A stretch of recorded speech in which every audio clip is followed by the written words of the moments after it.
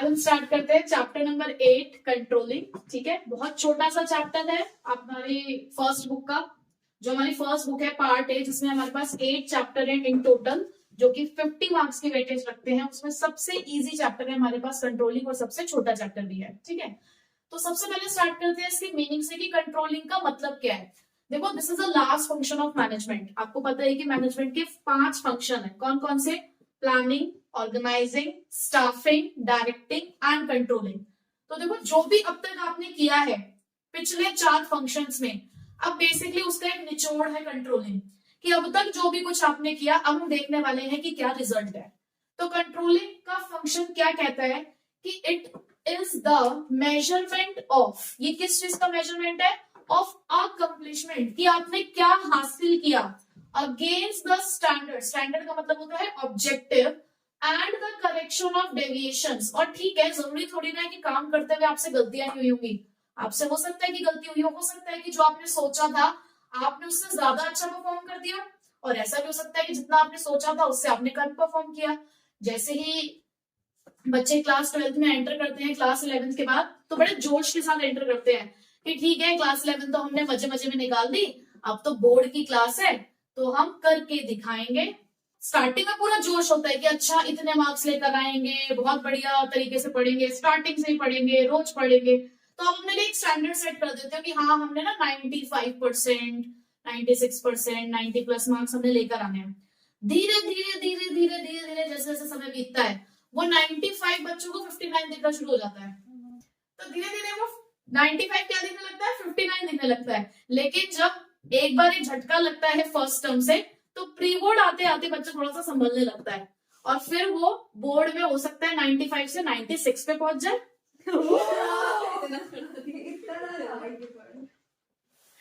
ठीक है, तो यही कहने का मतलब है यहाँ पर कंट्रोलिंग का भी, कि आपने कुछ स्टैंडर्ड सेट किए थे। ठीक है, अब स्टैंडर्ड सेट किए थे तो जरूरी नहीं है कि आपने बिल्कुल उतना ही परफॉर्म किया हो जितना स्टैंडर्ड आपने सेट किया था।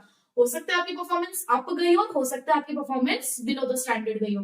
तो यहाँ पर हम उन डेविएशंस को फाइंड आउट करते हैं। डेविएशन मतलब डिफरेंस को फाइंड आउट करते हैं और कोशिश करते हैं कि हम उसे करेक्ट कर सकें। जैसे कि ये जो प्री बोर्ड है, ये जो आपके स्कूल एग्जाम्स होते हैं, ये आपके लिए एक मौका होता है कि अपनी गलतियों को सुधारो। ठीक है, to assure the attainment of objective according to the plans, ताकि आप अपने उस ऑब्जेक्टिव को पूरा कर सको जो आपने शुरुआत में प्लान किया था। तो ये झटके आपके लिए, और ये झटके आपको आगे की तरफ लेकर चलते हैं। ठीक है, देखो, अच्छे से उठने के लिए, संभलने के लिए एक बार गिरना जरूरी होता है। गिरकर कैसे संभलते हो तभी तो पता चलेगा जब एक बार गिरोगे। जब गिरोगे ही नहीं तो संभलना कैसे सीखोगे? ठीक है, तो एक बार गिरना बहुत जरूरी है। तो मीनिंग क्या कहता है कि यहाँ पर कंट्रोलिंग में हम क्या कर रहे हैं? सिर्फ मेजरमेंट कर रहे हैं कि हमारी एक्चुअल परफॉर्मेंस क्या थी और हमारी स्टैंडर्ड परफॉर्मेंस क्या थी। दोनों का डिफरेंस चेक करेंगे कि क्या डिफरेंसेस रहे हैं। अगर पॉजिटिव परफॉर्मेंस है तो अच्छी बात है, अगर कोई कमी रह गई है तो उसको सुधारने की कोशिश करेंगे ताकि नेक्स्ट प्लानिंग में वो कमियां ना आए। ठीक है, इंपॉर्टेंस ऑफ कंट्रोलिंग के लिए IMCA। ठीक है, हम बन नहीं पाए लेकिन हम बोल तो सकते हैं यहाँ पर कि IMCA। तो यहाँ पर I से मतलब क्या है? Improving employees motivation. M है हमारे पास accomplishing the organisational goals. M है making efficient use of resources. C है कोऑर्डिनेशन इन एक्शन, और A है एक्यूरेसी ऑफ स्टैंडर्ड, यानी कि जजिंग एक्यूरेसी ऑफ स्टैंडर्ड। तो इससे आप इसको याद रख सकते हो। अब सबसे पहले पॉइंट की तरफ चले, इंप्रूविंग द एम्प्लॉयज मोटिवेशन। देखो, कंट्रोलिंग में हमने ये बोला कि हम एक स्टैंडर्ड सेट करते हैं।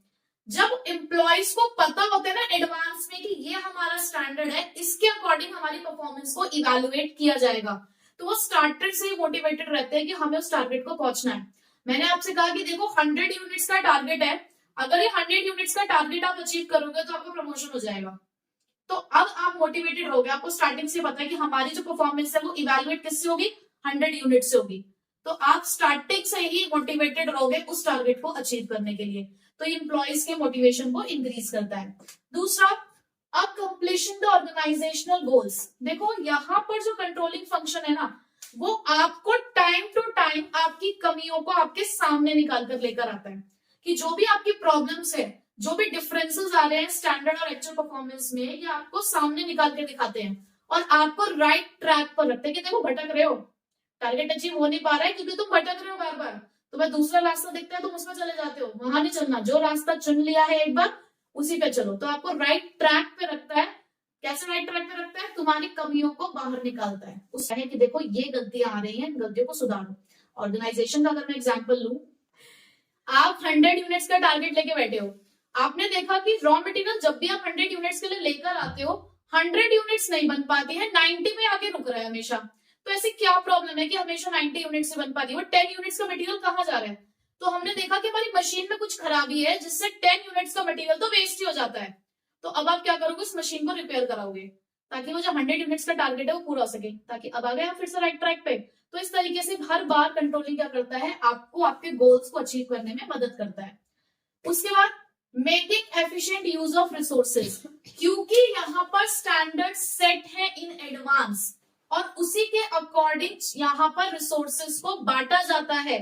तो यहाँ पर रिसोर्सेज का होता है एफिशिएंट यूटिलाइजेशन, यानी कि आपके रिसोर्सेज बिल्कुल भी वेस्ट नहीं होते, ना ही खाली पड़े होते हैं। Next, facilitating coordination in action. फिर से वही वाली बात कि क्योंकि आपको यहाँ पर स्टैंडर्ड्स पता है, एक्चुअल परफॉर्मेंस आपकी उसी के अकॉर्डिंग होनी चाहिए, डेविएशंस आपको टाइम टू टाइम पता लग रहे हैं, तो आपके एक्शन में भी कोऑर्डिनेशन होनी चाहिए। एक्शंस मतलब जो आप काम कर रहे हो, देखो एक डिपार्टमेंट दूसरे डिपार्टमेंट से लिंक्ड है, तो आपस में उनको भी कोऑर्डिनेशन बना के चलना है। डिफरेंट फंक्शंस आपस में इंटरलिंक्ड होते हैं तो उसमें भी कोऑर्डिनेशन होना चाहिए। तो आपके एक्शंस में कोऑर्डिनेशन होना जरूरी है और कंट्रोलिंग फंक्शन उन कोऑर्डिनेशन को बनाने में आपकी मदद करता है। ठीक है, फिर उसके बाद judging the accuracy of standard. अब देखो स्टैंडर्ड ना कभी भी आंख बंद करके नहीं बनाया जाता कि हाँ ठीक है बना दिया, एक वर्कर को दे दिया आपको दिन में 20 यूनिट बनानी है। अरे देखो तो सही कि 20 यूनिट बन भी सकती है या नहीं बन सकती है। अब मैं आपको एक ऐसा टारगेट दे दूं जो अनअचीवेबल है, जो अचीव हो ही नहीं सकता, तो स्टैंडर्ड का फायदा क्या है? जजिंग एक्यूरेसी ऑफ स्टैंडर्ड वाला पॉइंट क्या कहता है कि हमें टाइम टू टाइम अपने स्टैंडर्ड को रिवाइज करना चाहिए, रिव्यू करना चाहिए कि क्या वो अचीव हो सकते हैं। आपने पहले एनालाइज करनी सिचुएशन, आपके पास कितनी मशीन्स है, कितनी लेबर अवेलेबल है, कितना रॉ मटेरियल है और उनसे कितना आउटपुट प्रोड्यूस किया जा सकता है। एक एवरेज वर्कर एक दिन में कितना काम कर सकता है, उसके अकॉर्डिंग आप उसका स्टैंडर्ड सेट करोगे ना। तो यहाँ पर controlling function time to time standards की एक्यूरेसी जज करता है कि क्या जो आपने स्टैंडर्ड सेट किए थे वो सही है या उनमें कुछ चेंजेस करने की जरूरत है। ठीक है, तो ये हमारी 5 इंपॉर्टेंस थी।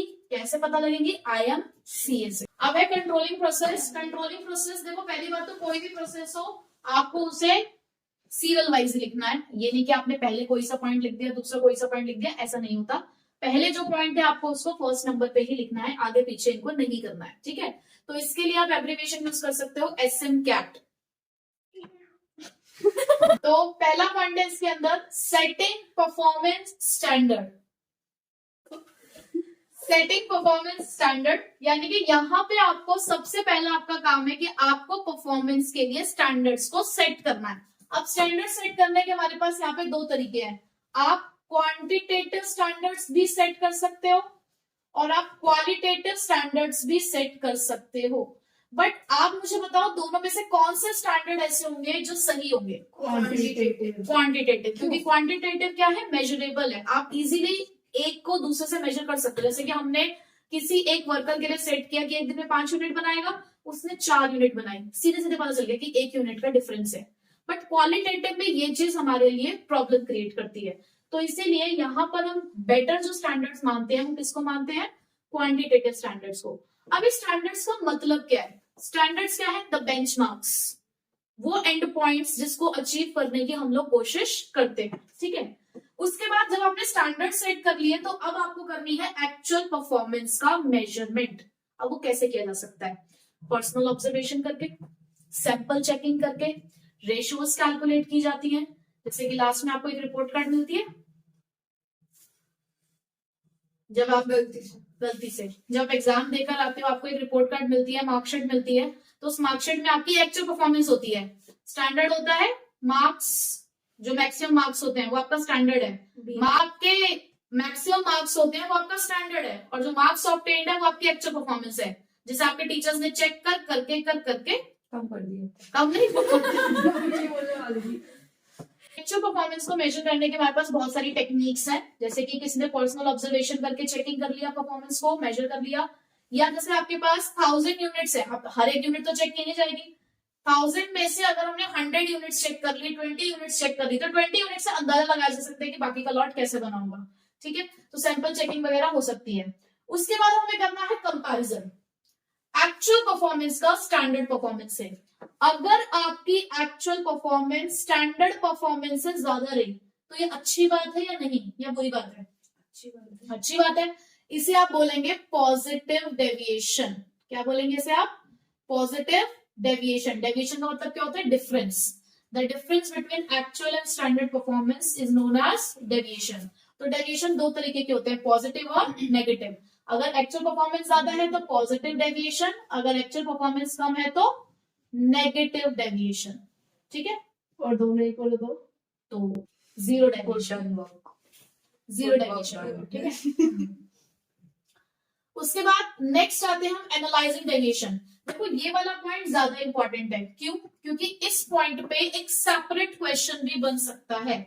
अब आपने यहां से डेविएशन फाइंड आउट किए होंगे, आपको पता चला होगा कि यहाँ पर डेविएशंस है। अब उन डेविएशन को हम एनालाइज करते हैं कि वो डेविएशन किस तरीके का है। तो उसके लिए हमारे पास दो चीजें हैं यहाँ पर।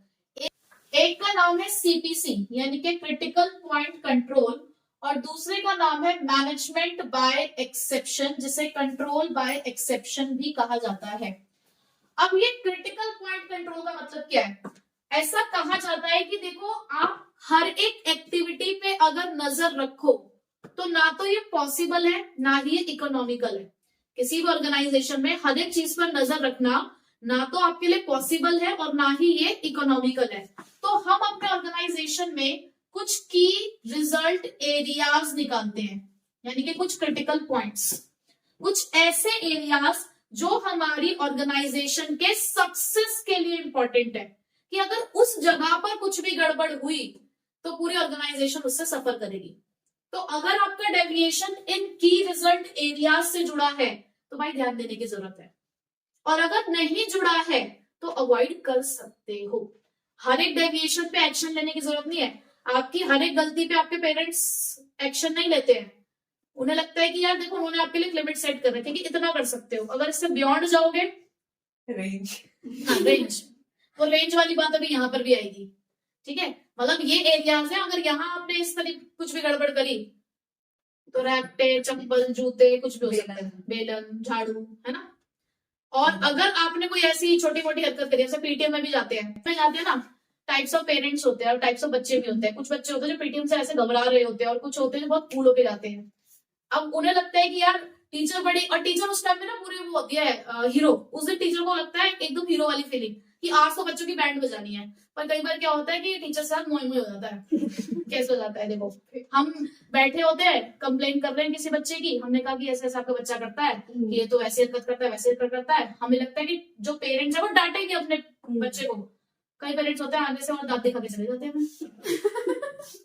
कोई बात नहीं मैडम, थोड़ी सी रात तो करता है, पढ़ तो लेता है ना, ये तो नहीं करता ना, क्योंकि उन्होंने उस बच्चे की और भी एक्सट्रीम लेवल की हरकतें देखी होती है, तो उन्हें लगता है ये तो कुछ कम ही कर रहा है, यहाँ पर कर रहा है। तो ये हमारे साथ मोहम्मद वाली सिचुएशन है ही नहीं है? ये मेरे पापा है। तो क्रिटिकल पॉइंट कंट्रोल वाली बात क्या है कि आपकी कंपनीज के अंदर कुछ की रिजल्ट एरियाज हैं जो आपकी सक्सेस के लिए, देखो मैं कुछ वर्ड्स बोल रही हूँ, उस पर ध्यान दो। कुछ की रिजल्ट एरियाज हैं जो आपके ऑर्गेनाइजेशन की सक्सेस के लिए इंपॉर्टेंट है। अगर वहां कुछ गड़बड़ हुई तो भाई पूरी ऑर्गेनाइजेशन सफर करेगी। ठीक है, जैसे कि एग्जाम्पल कि आपके लेबर ने अपनी कॉस्ट बढ़ा दी 5% से, वहीं पे पोस्टल चार्जेस बढ़ गए 15% से। अब आपके लिए इंपॉर्टेंट क्या है दोनों में से?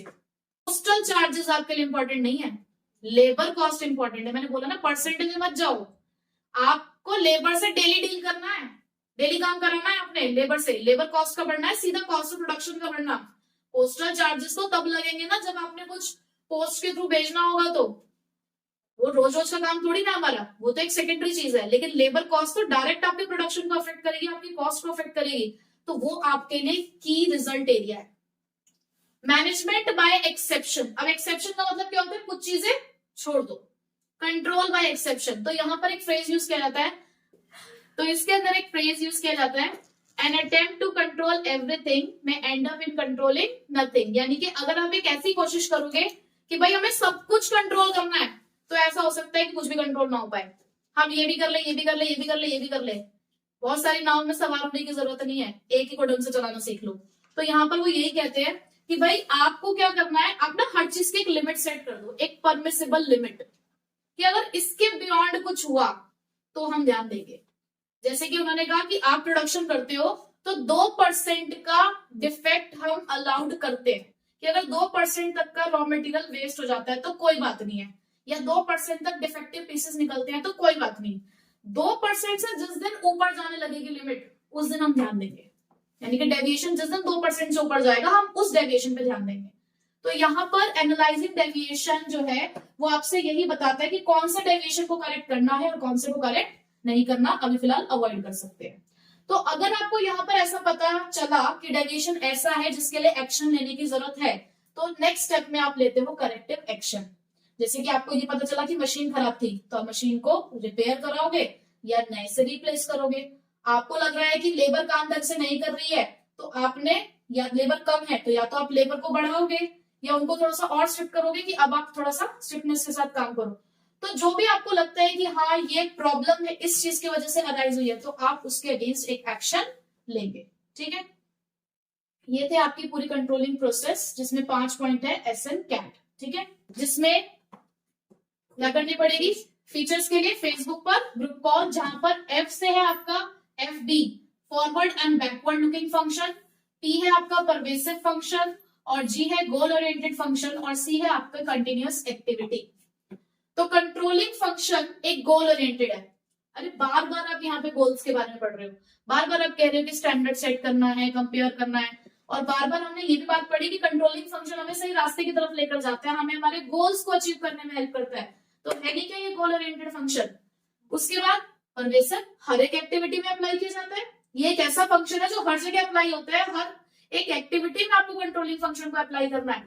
कंटिन्यूअस है, जब तक आप काम कर रहे हो, जब तक प्लानिंग से आपकी एक्टिविटी शुरू हुई है, planning, organising, staffing, directing, controlling, कुछ काम कर रहे हो, अगर प्लान हुआ है तो कंट्रोल भी जरूर होगा।